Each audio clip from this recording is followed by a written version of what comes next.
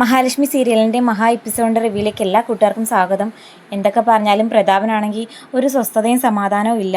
കരുണ സത്യങ്ങൾ അറിഞ്ഞതിൻ്റെ പിന്നാലെ തോമസ് വൈദ്യരുടെ ഹോസ്പിറ്റലിലെ യാത്രയും കൂടി ആയപ്പോഴത്തേക്കും എല്ലാം ശുഭമായിട്ട് നടക്കുവാണ്. ഇപ്പോൾ രാത്രി ഉറക്കം പോലും ഇല്ലാതെ സ്ഥലകാല ബോധമില്ലാതെ പ്രതാപനാണെങ്കിൽ ഇറങ്ങി പോകുന്ന വഴിക്കാണ് മാർക്കോയെ കാണുന്നത്. മാർക്കോയോട് സഹായം ചോദിക്കുന്നുവെങ്കിലും മാർക്കോ ആദ്യം സഹായിക്കുന്നില്ല.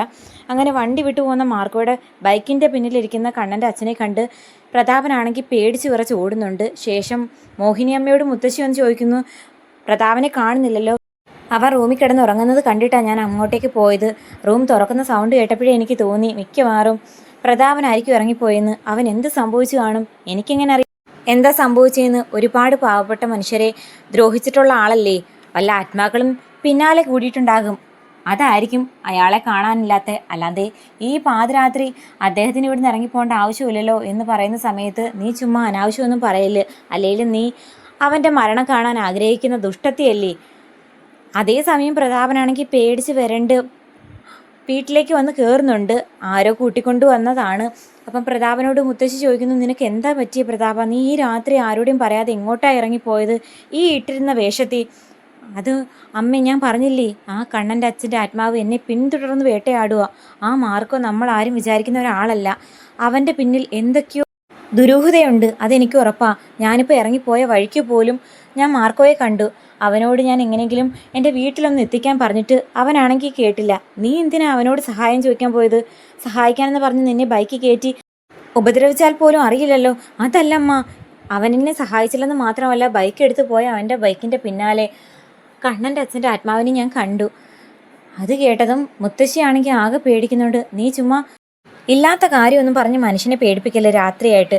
ഇല്ലാത്ത കാര്യമൊന്നുമല്ല, ഞാൻ എൻ്റെ കണ്ണുകൊണ്ട് നേരിട്ട് കണ്ട കാര്യമാണെന്ന് പറയുമ്പോഴത്തേക്കും മുത്തശ്ശിയാണെങ്കിൽ ആകെ പേടിച്ചിരിക്കുന്നുണ്ട്. എന്നിട്ട് പറയുന്നു, നീ എന്തായാലും വിഷമിക്കണ്ട, നാളെ കമലേശ്വരത്ത് വാമദേവൻ ഏതോ ഒരു മന്ത്രവാദി കൊണ്ടുവന്ന് പൂജയും കർമ്മങ്ങളും ഒക്കെ ചെയ്യാൻ പോകുന്നു എന്ന് പറയുന്നു. ദുർഗ പോലും പറയുന്നുണ്ട് കണ്ണൻ്റെ അച്ഛൻ്റെ ആത്മാവിന് ശാന്തി കിട്ടിയിട്ടില്ല, എവിടെയെങ്കിലും തളയ്ക്കണമെന്ന്. അങ്ങനെ പിറ്റേ ദിവസം ആത്മാക്കളെ ഒഴിപ്പിക്കാൻ വേണ്ടിയിട്ടുള്ള കർമ്മങ്ങൾ, അതായത് വാമദേവൻ്റെയും സീമന്തിനി അമ്മായിയുടെയും നേതൃത്വത്തിൽ നടത്തുന്ന സമയത്ത് നമ്മുടെ ഉണ്ണിക്കാണെങ്കിൽ പല സംശയങ്ങളും തോന്നുന്നുണ്ട്. ആത്മാവുണ്ട്, കാര്യമൊക്കെ ശരി തന്നെ, പക്ഷെ ആ ആത്മാവ് ഏറ്റവും സ്നേഹിക്കുന്ന കണ്ണേട്ടൻ്റെ മുമ്പിൽ എന്തുകൊണ്ട് വന്നിട്ടില്ല? പിന്നെ കരുണയുടെ അച്ഛൻ്റെ മുമ്പിൽ എപ്പോഴും ശല്യം കൊണ്ട് പിന്നാലെ ചെല്ലുന്നത് എന്തിനാ?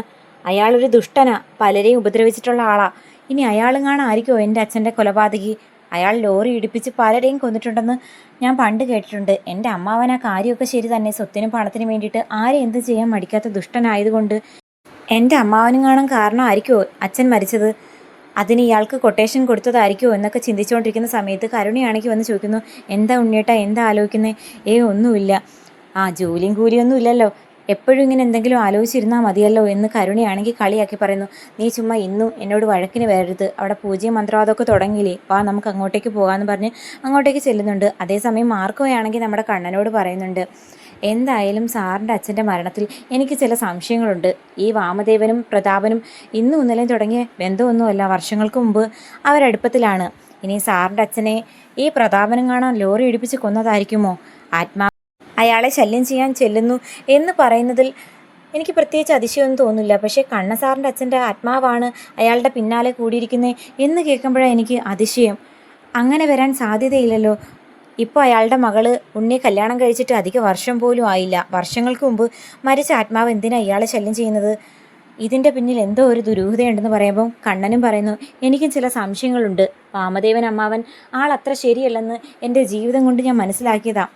സാറ് വിഷമിക്കേണ്ട, ഇതിൻ്റെ പിന്നിൽ എന്തെങ്കിലും കളി നടന്നിട്ടുണ്ടോ എന്നുള്ള കാര്യം ഞാൻ കണ്ടുപിടിച്ച് തന്നിരിക്കും എന്ന് വാക്ക് കൊടുക്കുന്നു. അങ്ങനെ പൂജയും കർമ്മങ്ങളും നടക്കുന്ന ആ സ്ഥലത്തേക്ക് നമ്മുടെ മാർക്കോ വരാൻ തീരുമാനിച്ച് അങ്ങോട്ടേക്ക് വരുന്നു. അതിനിടയ്ക്ക് മന്ത്രവാദി പറയുന്നുണ്ട്, മേലേക്ക് നോക്കി, ഈ ഭൂമിയിലെ ജീവിതവും ആയുസ്സും ഒക്കെ കഴിഞ്ഞതല്ലേ, പിന്നെ എന്തിനാ ഇവിടെ ചുറ്റിക്കറങ്ങി നടക്കുന്നത്, പൊക്കൂടെ എന്നൊക്കെ ചോദിക്കുന്ന സമയത്ത് എല്ലാവരും ഭയന്ന് വിറച്ച് അങ്ങോട്ടും ഇങ്ങോട്ടും നോക്കുമ്പോഴത്തേക്കും വാമദേവനാണെങ്കിൽ മനസ്സിൽ വിചാരിക്കുന്നു, ഇയാളെല്ലാം കണ്ടുപിടിച്ച് പറഞ്ഞ് ഇനി ഞാൻ കൊട്ടേഷൻ കൊടുത്തതിൻ്റെ കാരണമാ അയാൾ മരിച്ചെന്നുള്ള കാര്യം കാണാൻ ഇയാൾ വിളിച്ചു പറയുമോ? എങ്കിൽ പിന്നെ ഞാൻ ജീവിച്ചിരുന്നിട്ട് കാര്യമില്ല, എൻ്റെ സഹോദരി തന്നെ എന്നെ ഇവിടുന്ന് ജീവനോടെ വെറുതെ വിടില്ല എന്നൊക്കെ വിചാരിക്കുന്ന സമയത്താണ് നമ്മുടെ മാർക്കോ അങ്ങോട്ടേക്ക് വരുന്നത്. അതിനു മുമ്പ് തന്നെ നമ്മുടെ കണ്ണനോട് അനന്തു മറ്റൊരു കാര്യം പറയുന്നുണ്ടായിരുന്നു. എന്തായാലും ഇങ്ങനൊരു പൂജയും കർമ്മങ്ങളും ഒക്കെ നടക്കുന്നുണ്ടെങ്കിൽ വർഷങ്ങളായിട്ട് എനിക്കും ലേഖയ്ക്കും ഉള്ളൊരു സംശയമാണ്.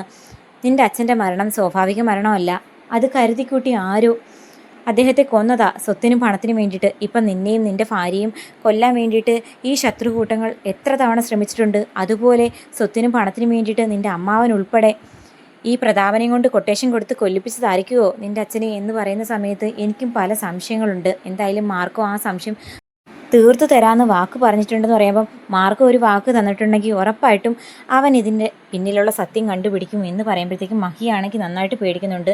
എല്ലാ സത്യങ്ങളും അറിഞ്ഞിട്ടാണ് താൻ കണ്ണേട്ടൻ്റെ ജീവിതത്തിലേക്ക് കടന്നു വന്നതെന്നുള്ള കാര്യം കാണാൻ കണ്ണേട്ടൻ അറിഞ്ഞു കഴിഞ്ഞാൽ തന്നെ ഉപേക്ഷിക്കുമോ, തന്നോടുള്ള സ്നേഹത്തിന് എന്തെങ്കിലും കുറവ് വരുമോ എന്നൊക്കെയുള്ളൊരു പേടിയാണ്.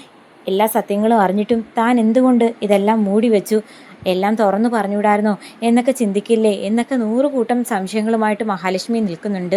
അങ്ങനെ പൂജ നടക്കുന്ന സ്ഥലത്ത് കണ്ണനും എത്തി. ആത്മാവുണ്ടെന്നുള്ള രൂപത്തിൽ പൂജാരി പറയുമ്പോഴത്തേക്കും കണ്ണന് നല്ല വിഷമമാകുന്നു. തൻ്റെ അച്ഛൻ തന്നെ കാണുന്നുണ്ടോ, എന്നിട്ടും തൻ്റെ മുമ്പിൽ എന്തുകൊണ്ട് അച്ഛൻ പ്രത്യക്ഷമായില്ല എന്നൊക്കെ ആലോചിച്ച് നിൽക്കുന്ന സമയത്ത് നമ്മുടെ മാർക്കോയാണെങ്കിൽ അങ്ങോട്ടേക്ക് വരുന്നുണ്ട്.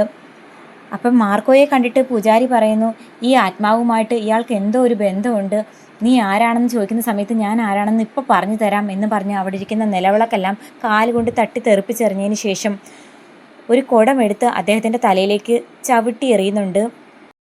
ഏറുകൊണ്ട് പൂജാരിയാണെങ്കിൽ നിലത്ത് വീണ് കരയുന്നത് കണ്ടിട്ട് ദുർഗ കണ്ണനോട് പറയുന്നു, ദേ കണ്ണ, നീ കാണുന്നില്ലേ, നിൻ്റെ ഉറ്റ സുഹൃത്താണല്ലോ ഇവൻ.